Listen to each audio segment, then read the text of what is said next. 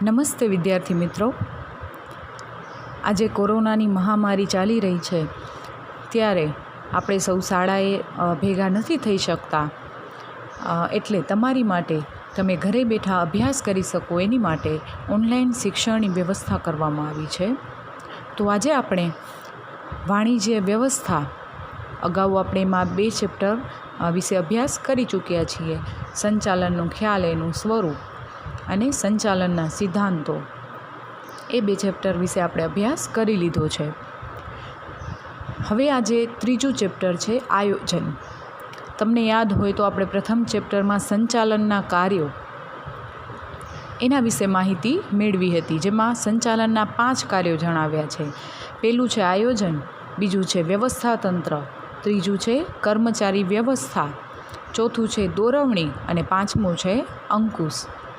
આ 5 કાર્યો છે એના તમને આખા હવે અલગ અલગ ચેપ્ટર આપેલા છે। એમાંથી સંચાલનનું પહેલું કાર્ય છે આયોજન, એટલે કે પ્લાનિંગ। તો વાણિજ્યમાં તમારું ત્રીજું ચેપ્ટર છે આયોજન એટલે કે પ્લાનિંગ। આપણે એના વિશે થોડી માહિતી છે પ્રથમ ચેપ્ટરમાં મેળવી ગયા, હવે એના વિશે વિસ્તૃતમાં અભ્યાસ કરીશું। તો આયોજન, આ ચેપ્ટરનો ગુણભાર 7 માર્ક્સ છે, જેમાં 5 માર્ક્સનો મોટો પ્રશ્ન તમને પૂછાતો જ હોય છે વિભાગ ઈમાં। હવે આયોજન છે એ શબ્દ તમે ઘણીવાર સાંભળ્યો છે, બરાબર। શાળામાં તમને તાસનું આયોજન આપવામાં આવે છે, બરાબર છે। ક્યારે ક્યારે કયો તાસ હશે, કયા શિક્ષકનો તાસ છે, કયા વિષયનો તાસ છે। પછી ઘણીવાર તમારી માટે પ્રવાસનું આયોજન કરવામાં આવતું હોય। તો આયોજન છે એ શબ્દ તમારી માટે નવો નથી, તમે ઘણીવાર સાંભળેલો છે। આ તો થઈ શાળાની વાત। તમે ઘરે હો, તમારા ઘરે કોઈ ફંક્શન છે, બરાબર, લગ્ન પ્રસંગ છે, તો એ પ્રસંગથી પહેલાં જ કેટલી બધી એની તૈયારીઓ થતી હોય, એના વિશે કેટલી વિચારણા કરવામાં આવતી હોય, બરાબર। એમને પ્રસંગ થઈ જતો નથી। જેમ કે કોઈ લગ્ન પ્રસંગ છે, તમારે લગ્નમાં જવાનું છે, તમે વિચારો છો હું કયા કપડાં પહેરી જઈશ, બરાબર। તમને ડાન્સ કરવો છે તો તમે વિચારો હું કયો ડાન્સ કરીશ, તમે તૈયારી કરો, બરાબર। લગ્ન પ્રસંગ હજી ભવિષ્યમાં થવાનો છે, પણ એની વિચારણા આપણે ક્યારે કરીએ છીએ? આજે, એટલે કે વર્તમાન સમયમાં, બરાબર। તો આ બધા વિચારો શું છે? એક પ્રકારનું આયોજન છે, બરાબર। ભવિષ્યમાં કાંઈ કરવાનું છે એના વિશેનો વિચાર છે આપણે આજે, એટલે કે વર્તમાન સમયમાં કરીએ છીએ, તો એને કહેવાય આયોજન। તો આપણે આયોજનની કેટલીક વ્યાખ્યાઓ જોઈએ। પહેલી વ્યાખ્યા છે આયોજનનું કાર્ય એટલે પસંદગીનું કાર્ય। આ વ્યાખ્યા આપી છે ડૉક્ટર બિલી ગોએટ્સ છે। એ કહે છે કે આયોજનનું કાર્ય એટલે પસંદગીનું કાર્ય। પસંદગી ક્યાં આવે? જ્યાં વિકલ્પો હોય ત્યાં। જ્યાં વિકલ્પો જ નથી ત્યાં પસંદગીનો કોઈ પ્રશ્ન જ ઊભો થતો નથી, બરાબર। તો પસંદગીનું કાર્ય છે એટલે સ્વાભાવિક છે કે ઘણા બધા વિકલ્પો હશે। આયોજન કરતી વખતે છે કોઈ પણ કાર્ય કરવા માટેના છે ઘણા બધા વિકલ્પ હોય, ઘણા બધા રસ્તાઓ હોય, એમાંથી કોઈ જે શ્રેષ્ઠ લાગતો વિકલ્પ હોય એની પસંદગી કરી શકાય। તો એટલે જ આ કહે છે કે આયોજનનું કાર્ય એટલે કે પસંદગીનું કાર્ય। આયોજનનું કાર્ય પસંદગીનું કાર્ય છે, બરાબર છે। હવે એની બીજી વ્યાખ્યા જોઈએ, જે આપી છે ડૉક્ટર જ્યોર્જ આર ટેરી। એ કહે છે કે કાર્યની યોજના એટલે, યોજના એટલે જ આયોજન। કાર્યની યોજના એટલે પરિણામોની પૂર્વ વિચારણા। હું કંઈ કામ કરીશ તો એનું પરિણામ શું આવશે, બરાબર, એની અગાઉથી વિચારણા કરવી, બરાબર। આડેધડ નહીં કે હું આ કામ કરું છું તો એનું પરિણામ શું આવશે એના વિશે હું વિચાર કરું, બરાબર। તો આ ધંધામાં તો કેટલું બધું રોકાણ કરેલું હોય, બરાબર, કેટલા કાર્યો કરવાના હોય, એનું પરિણામ, ધંધાનો મુખ્ય હેતુ શું છે? નફો મેળવવો। ભલે રાષ્ટ્રીય હેતુ અને સામાજિક હેતુ પણ હોય, પણ મુખ્ય હેતુ છે એ નફો મેળવવાનો હોય, અને એમાં કેટલું બધું રોકાણ કરવું પડતું હોય, તો એના પરિણામનો વિચાર તો કરવો જ પડે, બરાબર છે। તો કહે છે કે કાર્યની યોજના એટલે પરિણામોની પૂર્વ વિચારણા, કાર્યને અનુસરવાની નીતિ, તબક્કા અને ઉપયોગમાં લેવાતી પદ્ધતિ નક્કી કરવી એટલે આયોજન. એટલે કે એમાં પરિણામનો છે પૂર્વ વિચાર કરવામાં આવે છે, અગાઉથી એનો વિચાર કરવામાં આવે છે. પછી કાર્યને અમલમાં મૂકવાની નીતિ, કાર્યને કયા તબક્કામાં કાર્ય કરવું અને કાર્ય કઈ રીતે કરવું એની પદ્ધતિ નક્કી કરવી એટલે આયોજન. આ વ્યાખ્યા આપી છે ડૉક્ટર જ્યોર્જ આર ટેરીએ. પછી હજી એની વ્યાખ્યા છે, ધ્યેય સિદ્ધિ માટે કયું કાર્ય કોણ, ક્યારે અને કેવી રીતે કરશે તેની પૂર્વ વિચારણા કરવી એટલે આયોજન. ધંધો છે, ધંધાકીય એકમ છે, એમાં ઘણા બધા કાર્યો કરવાના હોય, ઘણી બધી પ્રવૃત્તિઓ એકસાથે થતી હોય, ત્યારે કયું કાર્ય કોણ કરશે, કોના દ્વારા કરવામાં આવશે, ક્યારે કરવામાં આવશે, કેવી રીતે કરવામાં આવશે, અથવા કેટલા સમયમાં પૂરું કરવું, આ બધા વિચારો છે અગાઉથી કરવામાં આવે છે, અગાઉથી આયોજન બનાવવામાં આવે છે. બરાબર, તો એને શું કહેવાય? આયોજન. આ ખૂબ સરળ વ્યાખ્યા છે, તમને યાદ રહી જાય એવી છે. બરાબર. પછી હવે એક છેલ્લી વ્યાખ્યા છે, ધ્યેયને પાર પાડવા માટે ઘડવામાં આવેલો બુદ્ધિપૂર્વકનો સૂચિત કાર્યક્રમ એટલે આયોજન. જો આયોજન છે એક કાર્યક્રમ છે આખો, બરાબર, કયા કાર્ય કોણ કરશે ને કેવી રીતે કરશે, આખો કાર્યક્રમ છે કે જે ભવિષ્યમાં અમલમાં મૂકવાનું હશે. પણ એ કાર્યક્રમ કેવો છે? તો કે બુદ્ધિપૂર્વકનું. બરાબર, ધંધાનું જે ધ્યેય છે એ ધ્યેય સિદ્ધ કરવા માટે અનેક કાર્યો, અનેક પ્રવૃત્તિઓ થાય છે. તો એની માટે જે આયોજન એ સૌથી મહત્ત્વનું પગલું છે. બરાબર, સૌથી મહત્ત્વનું કાર્ય છે. અને એનામાં જે નિર્ણયો લેવામાં આવે છે એ સભાનતાપૂર્વક અને બુદ્ધિપૂર્વક લેવામાં આવે છે. એટલે કહે છે કે ધ્યેયને પાર પાડવા માટે ઘડવામાં આવેલો બુદ્ધિપૂર્વકનો સૂચિત કાર્યક્રમ એટલે આયોજન. તો આપણે આ જોઈ આયોજનની ઘણી બધી વ્યાખ્યાઓ. તમને 1 માર્ક્સમાં પૂછાય તો તમને જે યાદ રહે, સરળ લાગે તે વ્યાખ્યા તમે લખી શકો છો. હવે આપણે જોઈએ આયોજનના લક્ષણો અથવા લાક્ષણિકતાઓ. તમને આ પ્રશ્ન પણ 5 માર્ક્સમાં પૂછી શકે કે આયોજનની વ્યાખ્યા આપી, આયોજનની લાક્ષણિકતાઓ ચર્ચો. ખૂબ સરળ છે એના લક્ષણો. આપણે જોઈએ. એનું પહેલું લક્ષણ છે સર્વવ્યાપી. આયોજન સર્વવ્યાપી છે. સર્વવ્યાપી એટલે બધી જગ્યાએ વ્યાપ્ત હોય, બધી જગ્યાએ, કોઈ પણ ક્ષેત્ર હોય, માત્ર શૈક્ષણિક નહીં, માત્ર ધાર્મિક નહીં, માત્ર રાજકીય નહીં કે માત્ર ધંધામાં નહીં, કોઈ પણ ક્ષેત્ર હોય, રમતગમત ક્ષેત્ર હોય, આ બધા જ ક્ષેત્રોમાં આયોજન છે એ ખૂબ જરૂરી છે. આયોજન વિના છે કોઈ કાર્ય સફળ થઈ શકતું નથી. બરાબર, એટલે કોઈ પણ ક્ષેત્ર હોય ત્યાં બધી જ જગ્યાએ આયોજન તો જોવા મળે જ છે. એટલે કે આયોજન છે એ સર્વવ્યાપી છે. પછી બીજું લક્ષણ છે આયોજન એ સર્વપ્રથમ કાર્ય છે. આપણે સંચાલનના કાર્યો જોયા, 5 કાર્યો. બરાબર, આયોજન, વ્યવસ્થા તંત્ર, કર્મચારી વ્યવસ્થા, દોરવણી અને અંકુશ. તો સંચાલનના કાર્યોમાં સૌથી પ્રથમ આવે છે આયોજન. એટલે કે સૌથી પ્રથમ પગથિયું એનું શું છે? તો કે આયોજન. બરાબર, સંચાલનની શરૂઆત જ છે એ આયોજનથી થાય છે. અને સંચાલનના જે બીજા કાર્યો છે બધા, જે વ્યવસ્થા તંત્ર, કર્મચારી વ્યવસ્થા, આ બધા કાર્યો છે એ આયોજન ઉપર આધાર રાખે છે. જો આયોજન વ્યવસ્થિત હશે તો પાછળના જે બધા કાર્યો છે એ પણ વ્યવસ્થિત રીતે થશે. એટલે સંચાલનનું સર્વપ્રથમ કાર્ય કયું છે? તો કે આયોજન. તો આ હતું એનું બીજું લક્ષણ. હવે જોઈએ ત્રીજું, સભાન અને બૌદ્ધિક પ્રક્રિયા. આયોજન છે એમ આડેધડ બનાવવામાં આવતું નથી. બરાબર, એમાં કોઈ ગણતરીપૂર્વકના અંદાજો ધ્યાનમાં લેવામાં આવે. બરાબર, કોઈ પણ જે નિર્ણયો લેવા માટે જે માહિતીનો ઉપયોગ કરવામાં આવ્યો હોય એ બધી માહિતી સચોટ અને ચોક્કસ હોય છે.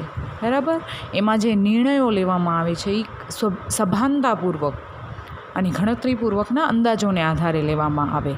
એટલે આયોજન છે એ સભાન અને બૌદ્ધિક પ્રક્રિયા છે, કારણ કે સંચાલનના બીજા કાર્યો છે એ આયોજન ઉપર નિર્ભર હોય છે. એટલે આયોજન જો સારું હોય, આયોજન જો બરાબર હોય તો સંચાલનના બીજા કાર્યો પણ સરળ અને વ્યવસ્થિત બને છે. હવે ચોથું જોઈએ, પરિવર્તનશીલતા. આયોજન પરિવર્તનશીલ હોવું જોઈએ. પરિવર્તનશીલતા છે એ આયોજનની પૂર્વ શરત છે. એટલે કે આયોજન જડ ન હોવું જોઈએ, એને વળગી જ રહેવું એવું ન હોવું જોઈએ. આયોજનમાં છે અલગ અલગ ધારણાઓ હોય, બરાબર. ધંધાકીય એકમને છે ઘણા બધા પરિબળો છે અસર કરતા હોય. એના કારણે છે સમય, સંજોગો અને પરિસ્થિતિ જેવી પરિસ્થિતિ પ્રમાણે છે આયોજનમાં પણ ફેરફાર લાવવો પડે. એટલે આયોજન છે એ પરિવર્તનશીલ હોવું જોઈએ, જડ હોવું જોઈએ નહીં, બરાબર. તો આ પરિવર્તનશીલતા. પછી એનું પાંચમું લક્ષણ છે ચોકસાઈ. આયોજન કોના માટે હોય છે? તો કે ભવિષ્ય માટે. આપણે ભવિષ્ય માટેનું આયોજન વર્તમાન સમયમાં બનાવીએ છીએ. તો એમાં જે કોઈ બાબતો આપણે ધ્યાનમાં લીધી હોય, આયોજન બનાવવા માટે જે માહિતીનો ઉપયોગ કર્યો હોય, બરાબર, એ કેવી હોવી જોઈએ? ચોક્કસ એનો અભ્યાસ કરવો પડે.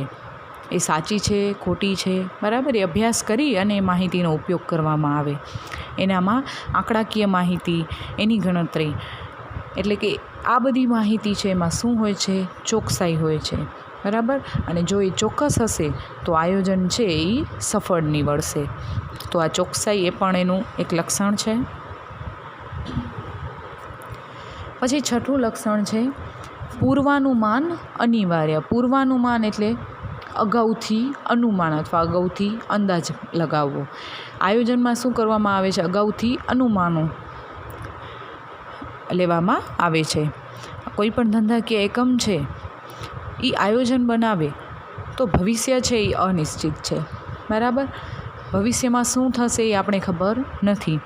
તો આયોજનમાં છે ભવિષ્યની અનિશ્ચિતતાને ધ્યાનમાં રાખીને પૂર્વાનુમાન કરવામાં આવે, બરાબર. અગાઉથી અનુમાન લગાવવામાં આવે કે ભવિષ્યમાં જો આમ થાય તો શું કરવું, બરાબર. અને એના આધારે શું કરવામાં આવે? આયોજન બનાવવામાં આવે. એટલે સંચાલનના પહેલાં કાર્ય તરીકે છે પૂર્વાનુમાન અને આયોજનને ગણવામાં આવે છે. એટલે કે આયોજનમાં છે પૂર્વાનુમાન જરૂરી છે. તો આ હતું એનું છઠ્ઠું લક્ષણ. પછી સાતમું છે વિકલ્પોની યાદી. વિકલ્પોની યાદી આપણે એની વ્યાખ્યામાં જોયું, બરાબર, કે કોઈ પણ કાર્ય કરીએ છીએ તો એના અનેક વિકલ્પો હોય. જેમ કે મને અહીંયાથી ભુજ જવું છે, માધા પરથી ભુજ જવું હોય તો હું બસમાં જઈ શકું, મારા પ્રાઇવેટ વ્હીકલથી જઈ શકું અથવા રિક્ષામાં જઈ શકું. એમાંથી શ્રેષ્ઠ વિકલ્પ મારી માટે કયો? તો જે મને સસ્તો અને સરળ લાગશે એ વિકલ્પની હું પસંદગી કરીશ, બરાબર. તો પસંદગીનો સવાલ જ ક્યારે આવે? જ્યારે ઘણા બધા વિકલ્પો હોય. તો આયોજનમાં શું કરવામાં આવે છે? કોઈ પણ કાર્યને પૂરું કરવા માટે જે વિકલ્પો છે, બરાબર, ઘણા બધા માર્ગો હોય, એની યાદી તૈયાર કરવામાં આવે. દાખલા તરીકે ભવિષ્યમાં વેચાણ વધારવાની યોજના, તો એના માટે અનેક માર્ગો છે. વેચાણ કઈ રીતે વધારવું, બરાબર છે. તો જાહેરાતમાં વધારો કરી શકાય. પછી વસ્તુની કિંમત ઘટાડી દઈએ તો પણ વેચાણ વધી જાય. પછી જે સેલ્સમેન વસ્તુઓનું વેચાણ કરે છે એને યોગ્ય તાલીમ આપીએ કે જેથી વધુ વેચાણ થઈ શકે. અથવા અલગ અલગ વિવિધ પ્રકારની સ્કીમો એ આપીને પણ વસ્તુનું વેચાણ વધારી શકાય. તો આ બધા શું છે? વેચાણ વધારવા માટેના વિકલ્પો છે જેની આયોજનમાં વિચારણા કરવામાં આવે છે. એટલે કે કોઈ યોજના બનાવવી છે તો એની માટે કયા કયા વિકલ્પો છે, બરાબર, એની યાદી તૈયાર કરવામાં આવે. તો આયોજનમાં શું હોય છે? વિકલ્પોની યાદી હોય છે, બરાબર. અને એમાંથી જે શ્રેષ્ઠ વિકલ્પ હોય, જે શ્રેષ્ઠ, એને પસંદ કરવામાં આવે. તો આ સાતમું લક્ષણ છે વિકલ્પોની યાદી. પછી આઠમું છે ભવિષ્ય સાથે સંબંધ. હવે આયોજન આપણે કયા સમય માટે બનાવીએ? ભવિષ્ય માટે, બરાબર. ભાવિનું આયોજન હોય નહીં અને વર્તમાનનું પણ ન હોય. આયોજન છે હંમેશા ભવિષ્ય માટેનું હોય. એની માટે એક વાક્ય છે કે આયોજન એટલે વર્તમાનમાં રહી અને ભવિષ્યની બારીમાં ડોકિયું કરવું એટલે આયોજન. તમે એવું પણ કહી શકો કે આપણે વર્તમાનમાં રહી અને ભવિષ્ય વિશેનો વિચાર કરીએ છીએ. એટલે કે આયોજનમાં છે ભવિષ્યમાં જે અનિશ્ચિતતાઓ છે એનો અગાઉથી ખ્યાલ મેળવવાનો હોય, એના વિશે અધારણા કરવામાં આવે છે અને એનું વર્તમાનમાં મૂલ્યાંકન કરવામાં આવે. તો આયોજનને છે ભવિષ્ય સાથે સંબંધ છે. પછી 9મું છે સતત પ્રક્રિયા. જેમ સંચાલન છે એ સતત પ્રક્રિયા છે, સતત પ્રવૃત્તિ છે, એમ આયોજન છે એ પણ સતત અને નિરંતર અવિરત ચાલતી પ્રક્રિયા છે. ધંધાની શરૂઆતથી લઈ અને અંત સુધી આયોજન કરતા જ રહેવું પડે. આપણે સૌપ્રથમ આયોજન બનાવીએ, પછી કંઈક સમય સંજોગો બદલાય, એટલે કે પરિસ્થિતિમાં કંઈ ફેરફાર થાય છે, તો એના આધારે આયોજનમાં પણ ફેરફાર લાવવો પડે. તો આયોજનમાં છે ફેરફાર કરતું રહેવું પડે. એટલે કે આયોજન છે એ સતત બદલાયા કરે, સતત ચાલતી પ્રક્રિયા છે. પછી 10મું છે ધ્યેયલક્ષી પ્રવૃત્તિ. આયોજન આપણે કોની માટે કરીએ છીએ? તો કે જે ધંધાનું ધ્યેય છે એને પૂરું કરવા માટે આપણે જે કાર્યો કરવા પડશે એનું આપણે અગાઉથી આયોજન કરીએ છીએ, બરાબર. એટલે આયોજન જે ધ્યેય છે એને પાર પાડવા માટે કરવામાં આવે અને જે ધ્યેય છે એને અનુરૂપ છે સંચાલકો લક્ષ્યાંકો નક્કી કરતા હોય અને આ લક્ષ્યાંકો છે એ કાલ્પનિક ગમે તેવા ન હોવા જોઈએ, પરંતુ વાસ્તવિક હોવા જોઈએ કે જેને સિદ્ધ કરી શકાય, બરાબર. અને જો એ લક્ષ્યાંકો વાસ્તવિક હોય તો જ ધ્યેય સીધી સરળ બને. એટલે આયોજન છે એ ધ્યેયલક્ષી પ્રવૃત્તિ છે. પછી 11મું છે નિર્ણય પ્રક્રિયા જરૂરી. આપણે જોયું કે આયોજનમાં વિવિધ વિકલ્પોની વિચારણા કરવામાં આવે, વિકલ્પોની યાદી તૈયાર કરવામાં આવે. એ યાદી તૈયાર થઈ ગઈ, બરાબર. હવે એમાંથી શ્રેષ્ઠ વિકલ્પ કયો એ તો નક્કી કરવું પડશે, બરાબર. એના અંગે નિર્ણય તો લેવો પડશે, બરાબર. તો આયોજન એટલે શ્રેષ્ઠ વિકલ્પોની પસંદગી, બરાબર. વિવિધ પ્રકારના વિકલ્પોની પૂર્વ વિચારણા કરવામાં આવે, ધારણાઓ કરવામાં આવે અને પછી એમાંથી જે શ્રેષ્ઠ લાગતો વિકલ્પ હોય એને પસંદ કરી અને એનો નિર્ણય લેવામાં આવે અને એનો ભવિષ્યમાં અમલ કરવાનો હોય છે. એટલે આયોજનમાં છે નિર્ણય પ્રક્રિયા ખૂબ જરૂરી છે. તો આપણે આ જોયા આયોજનના લક્ષણો.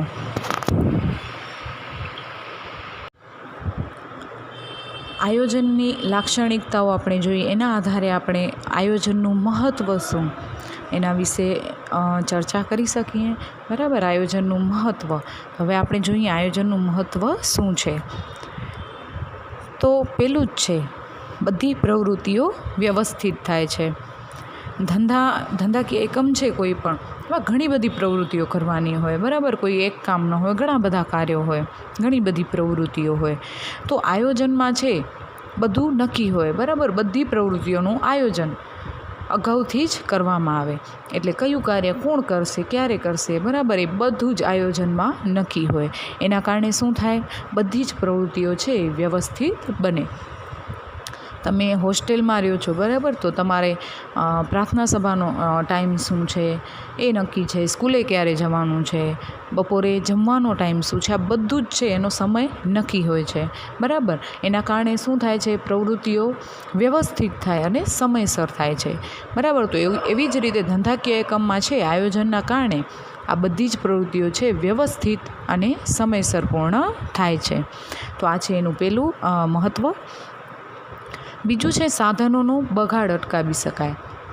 તો આયોજન બનાવતી વખતે છે શ્રેષ્ઠ વિકલ્પ પસંદ કરવામાં આવે કે ઉત્પાદનના જે સાધનો છે એનો મહત્તમ શ્રેષ્ઠ કઈ રીતે ઉપયોગ થઈ શકે એની વિચારણા કરી અને નિર્ણયો લેવામાં આવતા હોય, જેના કારણે શું થાય? સાધનોનો જે બગાડ થતો હોય એ અટકાવી શકાય અને કરકસર કરી શકાય. તો આ છે સાધનોનો બગાડ અટકે. પછી ત્રીજું છે આયોજનથી અનિશ્ચિતતા ઘટે છે, બરાબર. અનિશ્ચિતતા દૂર ન કરી શકાય સાવ, ભવિષ્ય છે એ અનિશ્ચિત છે, ભવિષ્યમાં શું થવાનું છે આપણે કહી શકતા નથી, બરાબર. પણ આયોજનમાં છે ભવિષ્યની અનિશ્ચિતતાઓને ધ્યાનમાં લઈ અને આયોજન ઘડવામાં આવે, બરાબર. એટલે આયોજનના કારણે શું થાય છે, અનિશ્ચિતતામાં ઘટાડો થાય છે. ભલે એને દૂર ન કરી શકાય પણ એમાં ઘટાડો છે એ અચૂક કરી શકાય. પછી ચોથું છે આયોજનથી ચોકસાઈ વધે છે. તો આપણે એના લક્ષણમાં જ જોયું કે આયોજનમાં ચોકસાઈ હોય છે, બરાબર. આયોજન ઘડતી વખતે જે બાબતો ધ્યાનમાં લીધી હોય, જે માહિતીનો ઉપયોગ કર્યો, એનો અભ્યાસ કરી અને એને ઉપયોગમાં લીધેલ હોય. આંકડાકીય જે માહિતી છે, આંકડાકીય ગણતરી અને મેળવેલ માહિતી હોય ચોક્કસ હોય, એના લીધે શું થાય, આયોજનથી ચોકસાઈ વધે. પછી પાંચમું છે ધ્યેય સિદ્ધિ માટે ઉપયોગી. આયોજન છે એ ધ્યેયને પ્રાપ્ત કરવા માટે જ આયોજન ઘડવામાં આવે છે, બરાબર. ધ્યેય પ્રાપ્ત કરવા માટે જે કાર્યો કરવા પડશે એનું જ આયોજન બનાવવામાં આવે છે.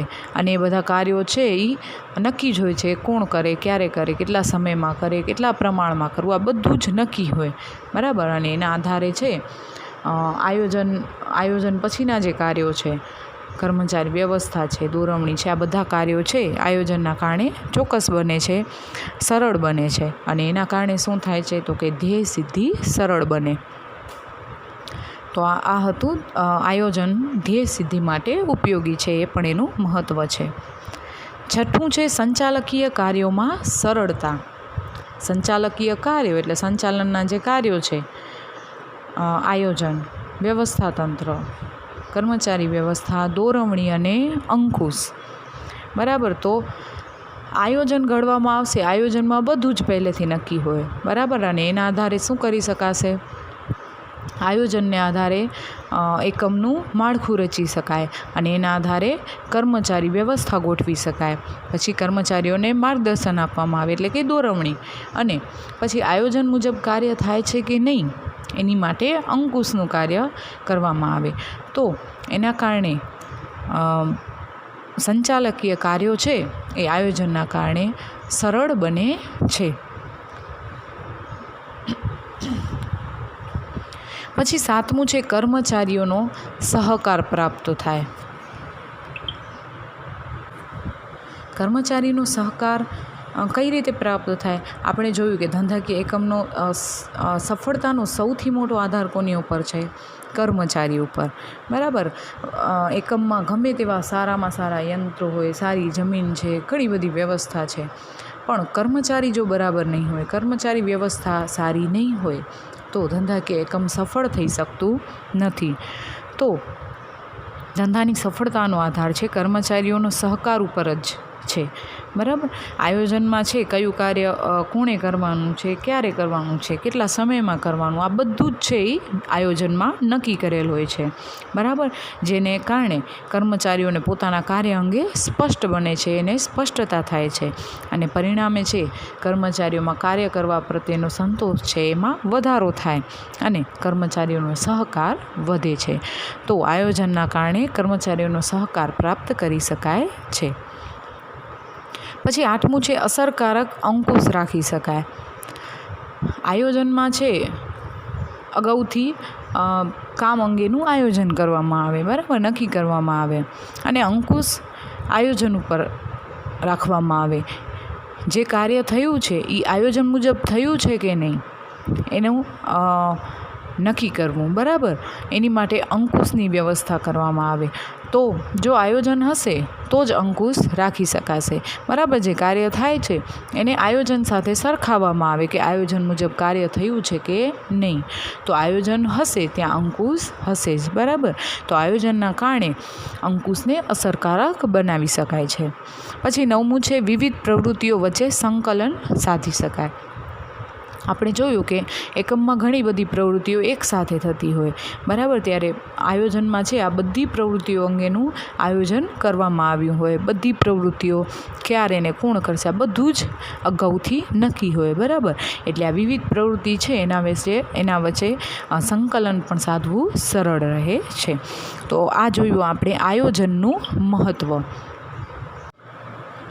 હવે આપણે જોઈએ આયોજનની મર્યાદાઓ. આયોજન છે આપણે જોયું કે બધી જ જગ્યાએ હોય, કોઈ પણ ક્ષેત્ર હોય બધી જગ્યાએ આયોજન છે એ જરૂરી છે, બરાબર. કોઈ પણ ક્ષેત્રમાં આયોજન વગર છે ચાલી શકે નહીં, બરાબર. એકમ છે એ સફળ થઈ શકે નહીં. પણ જેમ એનું કોઈ પણ વસ્તુ હોય એના ફાયદા હોય એમ એની કંઈક મર્યાદાઓ પણ હોય. તો કેટલાક ટીકાકારોએ છે આયોજન વિશે ટીકાઓ કરી છે, એની મર્યાદાઓ દર્શાવી છે, જેની આપણે હવે ચર્ચા કરીશું. તો સૌ પ્રથમ છે ભાવિની અનિશ્ચિતતા. આપણે એના ભવિષ્ય, બરાબર, ભાવિ એટલે ભવિષ્ય. ભવિષ્ય અનિશ્ચિત છે, આપણે જાણીએ છીએ. ભવિષ્ય વિશે આપણે કાંઈ કહી શકીએ નહીં, બરાબર. પણ આયોજન કરતી વખતે છે અનિશ્ચિતતાઓને ધ્યાનમાં લેવામાં આવે છે. હવે આયોજનમાં શું હોય? આયોજનના પાયામાં માત્ર ધારણાઓ હોય, પૂર્વાનુમાન હોય, બરાબર, જે ભવિષ્ય સાથે સંબંધ ધરાવે. આપણે વર્તમાન સમયમાં આયોજન કરીએ છીએ પણ ભવિષ્યમાં શું થશે એ કાંઈ નક્કી નથી, બરાબર. તો ભાવિ છે એ અનિશ્ચિત છે, જેના કારણે જે આપણે અનુમાનો કર્યા છે વર્તમાન સમયમાં એ પૂરેપૂરા સાચા પડે એવું જરૂરી નથી. એના કારણે શું થાય કે આયોજન ભવિષ્ય સાથે સંબંધિત છે એટલે એમાં અનિશ્ચિતતા રહેલી છે. આપણા અનુમાનો છે એ સાચા પડી શકે નહીં. એટલે કહે છે કે આયોજનમાં છે અનિશ્ચિતતા જોવા મળે છે. પછી એની બીજી મર્યાદા છે ખર્ચાળ પ્રક્રિયા. આયોજન છે ખર્ચાળ છે. આયોજન છે એ ધંધામાં સૌથી મહત્ત્વનું કાર્ય છે, બરાબર. કારણ કે સંચાલનના બીજા કાર્યો છે કોની પર નિર્ભર છે? તો આયોજન ઉપર, બરાબર. એટલે આયોજન છે ગમે એમ આડેધડ કરવામાં આવતું નથી. ઘણા બધા વિચારો કરી અને આયોજન કરવામાં આવે. એના માટે નિષ્ણાતોની સલાહ લેવામાં આવે, બરાબર. ગમે તે વ્યક્તિ દ્વારા એ આયોજન તૈયાર થાય નહીં, બરાબર. આ નિષ્ણાતો રાખવામાં આવે તો એને એની ફી પણ ઊંચી હોય, બરાબર. એને ફી ચૂકવવી પડે. અને આયોજન છે એ તૈયાર કરવામાં સમય લાગે, ઘણો જ સમય લાગે, બરાબર. શક્તિ અને નાણાંનો પણ વ્યય થાય, કેમ કે કેટલી ફી ચૂકવવી પડે છે નિષ્ણાતોને, એટલે નાણાંનો પણ વ્યય થાય છે. એટલે કહે છે કે આયોજન છે એ ખર્ચાળ પ્રક્રિયા છે. પછી ત્રીજું છે લાંબી પ્રક્રિયા, બરાબર. આયોજન જેમ ખર્ચાળ છે એને તૈયાર કરવામાં જે ઘણો બધો સમય લાગે છે, બરાબર. તો એ કેવી લાંબી પ્રક્રિયા છે. હવે આયોજન કરવા માટે છે કેટલીક માહિતીઓ એકઠી કરવી પડે, બરાબર. એ માહિતીનો અભ્યાસ કરવો પડે, એનું વર્ગીકરણ કરવું પડે, વિશ્લેષણ કરવું પડે, એનું અર્થઘટન કરવું પડે, અને પછી એના ઉપરથી શું વિવિધ વિકલ્પોની વિચારણા કરવામાં આવે. અને એ વિચાર કરી અને શ્રેષ્ઠ વિકલ્પ પસંદ કરવામાં આવે, પછી આયોજન બનાવવામાં આવે. તો આયોજન કેવી પ્રક્રિયા છે? તો કે લાંબી પ્રક્રિયા છે અને ખૂબ સમય માંગી લેતી પ્રક્રિયા છે. તો આ હતું એની ત્રીજી મર્યાદા. ચોથું છે આયોજન અપ્રસ્તુત છે, બરાબર. આયોજનમાં અનિશ્ચિતતા છે, માત્ર એમાં ધારણાઓ અને પૂર્વાનુમાનો છે. ભવિષ્યમાં અગર સમય સંજોગોમાં ફેરફાર આવે છે, કેમ કે ધંધાકીય એકમને છે ઘણા બધા બાહ્ય પરિબળો છે ઇફેક્ટ કરતા હોય, તો એ ભવિષ્ય અનિશ્ચિત છે, બરાબર. ભવિષ્યમાં આપણા આયોજન છે એમાં ફેરફાર કરવો પડે, તો આપણે જે અનુમાનો કર્યા છે એ ખોટા પડી શકે. જેના કારણે શું થાય છે? આયોજન છે એ અપ્રસ્તુત બની જાય, અને જેના કારણે આયોજન છે એ નિષ્ફળ નીવડે છે. તો આ છે આયોજન અપ્રસ્તુત, એની ચોથી મર્યાદા છે. પછી પાંચમું છે જડતા પ્રેરે છે. આપણે જોયું કે પરિવર્તનશીલતા છે એની પૂર્વ શરત છે આયોજનની, બરાબર. એમાં પરિવર્તન કરવું પડે. અગર સમય સંજોગો અને પરિસ્થિતિ બદલાય છે તો એને અનુરૂપ ફેરફાર આયોજનમાં લાવવા પડે. હવે આયોજન છે એ ઉચ્ચ સપાટીએ બને છે, પણ એનો અમલ કોના દ્વારા થાય છે? તો કે અધિકારીઓ અને કર્મચારીઓ દ્વારા. હવે આયોજન છે એ અગાઉથી બનાવી લેવામાં આવ્યું હોય, પણ જ્યારે એનો અમલ કરવામાં આવે છે, બરાબર, ત્યારે જે વિપરીત પરિસ્થિતિ કાંઈ ઊભી થાય છે, બરાબર, તો અધિકારીઓ કે કર્મચારીઓ છે આયોજનમાં ફેરફાર કરી શકે નહીં, બરાબર. એ ફેરફાર કરશે નહીં, કારણ કે એને વઢ મળશે અથવા કંઈ થશે, ઉપરથી ટકોર મળશે એવી એને ભીતિ રહે, બરાબર. એને ભય રહે, એટલે એમાં એ પરિવર્તન કરી શકતા નથી, બરાબર. અને ફેરફાર કરવાનું જોખમ છે એ અધિકારીઓ કે કર્મચારીઓ લેતા નથી, અને આયોજનને જડ રીતે વળગી રહીને એના પ્રમાણે જ કાર્ય કરે છે, જેના કારણે એમ કહી શકાય કે આયોજન છે એ જડતા પ્રેરે છે. બરાબર. આયોજન ઉચ્ચ સપાટીએ બને તો ફેરફાર પણ ઉચ્ચ સપાટીના સંચાલકો લેશે. બરાબર.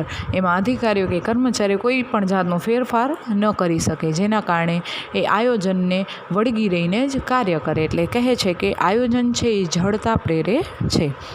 પછી છઠ્ઠું છે બાહ્ય પરિબળોની અનિશ્ચિતતા. ધંધાકીય એકમને છે ઘણા જે પરિબળો છે અસર કરતા હોય. બાહ્ય પરિબળો, રાજકીય પરિબળો છે કે કોઈ કુદરતી આફત કે જે પણ, એમાં શું થાય છે, કાંઈ પરિબળો છે એમાં ફેરફાર આવે છે, એના કારણે છે ધંધાકીય એકમને કંઈક નુકસાન થાય છે. બરાબર. તો આ પરિબળોમાં ફેરફાર થાય એના કારણે આયોજનની જે સફળતા છે એ અવરોધાય છે. બરાબર. આયોજનમાં ફેરફાર લાવવો પડે. આપણું આયોજન છે એ એમાં પરિવર્તન લાવવું પડે. તો આ બાહ્ય પરિબળોમાં જો ફેરફાર થાય છે તો આયોજનમાં પણ ફેરફાર લાવવો પડે. એટલે કે બાહ્ય પરિબળો અનિશ્ચિત છે તો આયોજન પણ કેવું બની જાય છે, અપ્રસ્તુત બની જાય છે. પછી સાતમું છે અપૂરતી માહિતી. આપણે જોયું કે આયોજન છે એના માટે ઘણી બધી માહિતીઓ એકઠી કરવી પડે, ઘણી બધી માહિતીને આધારે એનો અભ્યાસ કરવો પડે અને એના પછી આયોજન ઘડવામાં આવે. હવે જો આ માહિતી ચોક્કસ ન હોય અથવા અધૂરી હોય, અપૂરતી હોય અથવા અસ્પષ્ટ હોય તો શું થાય કે જે આયોજન તૈયાર કરવામાં આવ્યું છે, બરાબર, એનો અમલ કરવામાં આવશે તો એનાથી જે ઈચ્છિત પરિણામો છે એ પ્રાપ્ત થઈ શકે નહીં, ધ્યેય સિદ્ધિ હાંસલ થઈ શકે નહીં. એટલે જો અપૂરતી માહિતી હોય તો આયોજન છે એ નિષ્ફળ નીવડે છે. એના પછી છે આઠમું કર્મચારીની કાર્ય સર્જનાત્મકતામાં અવરોધ. આયોજન ઉચ્ચ સપાટીએ બને છે. બરાબર. સંચાલકો બનાવે છે અથવા નિષ્ણાતો દ્વારા તૈયાર કરાવે, પણ એનો અમલ કોણ કરે છે? ધંધાકીય એકમમાં કાર્ય કરતા જે કર્મચારીઓ છે, બરાબર, એ આયોજનનો અમલ કરે છે. હવે કર્મચારીઓમાં છે કેટલીક વિવિધ પ્રકારની શક્તિઓ, સર્જનાત્મક શક્તિઓ એનામાં હોય, પણ આયોજનનો અમલ કરે ત્યારે એમાં એ છે પોતાની સર્જનાત્મકતાને આધારે કે કોઈ પણ ફેરફાર કરી શકતા નથી. બરાબર. આયોજનને વળગીને જેને કાર્ય કરવાનું હોય છે, એટલે એના કારણે શું થાય છે કે કર્મચારી છે પોતાની સર્જનાત્મકતાનો ઉપયોગ કરી શકે નહીં. એટલે કર્મચારીઓની સર્જનાત્મકતા આયોજનના કારણે અવરોધાય છે. પછી નવમું છે પદ્ધતિઓનો ખામીયુક્ત ઉપયોગ. આયોજનમાં છે શું હોય, અનુમાનો હોય, પૂર્વધારણાઓ હોય અને કેટલીક જે ગાણિતિક પદ્ધતિઓ છે, એનો આંકડાકીય માહિતી, આ બધાનો ઉપયોગ કરવામાં આવ્યો હોય આયોજન બનાવતી વખતે. તો આ પદ્ધતિનો ઉપયોગ કે માહિતી જો ખામીયુક્ત હોય, ખોટી હોય, ચોક્કસ ન હોય, બરાબર, તો એના આધારે શું થશે, નિર્ણયો પણ ખોટા લેવાય અને નિર્ણયો ખોટા લેવાય એટલે આયોજન પણ શું થશે, ખોટું બનશે. બરાબર. ચોક્કસ બનશે નહીં અને એના કારણે છે આયોજન નિષ્ફળ નીવડે. તો આયોજનને છે ઘણા બધા પરિબળો છે એ અસર કરતા હોય. ટેકનોલોજીમાં કાંઈ ફેરફાર આવે છે, પછી જે આયોજન કરનાર વ્યક્તિ છે એના કંઈક પૂર્વગ્રહો છે, બરાબર, પછી હકીકતોની અવગણના કરવામાં આવે, બરાબર. તો આ બધા પરિબળો છે એ પણ આયોજનને અસર કરે છે. તેમ છતાં આયોજન છે એ વિચલનો આવે છે જે એને કાબૂમાં રાખતા શીખવે છે. આટલી બધી એની મર્યાદાઓ છે તેમ છતાં પણ આયોજનનું મહત્ત્વ ઓછું નથી. બરાબર. આયોજન ગમે તે ક્ષેત્ર હોય, બધી જ જગ્યાએ આયોજન તો જોવા મળે જ છે. બરાબર. તો આપણે આજે જોયું આયોજનનું મહત્ત્વ અને એની મર્યાદાઓ. હવે કાલે આપણે આયોજનની પ્રક્રિયા, પછી આ યોજનાના પ્રકાર છે અને આયોજનના ઘટકો, એના વિશે આપણે કાલે ચર્ચા કરીશું.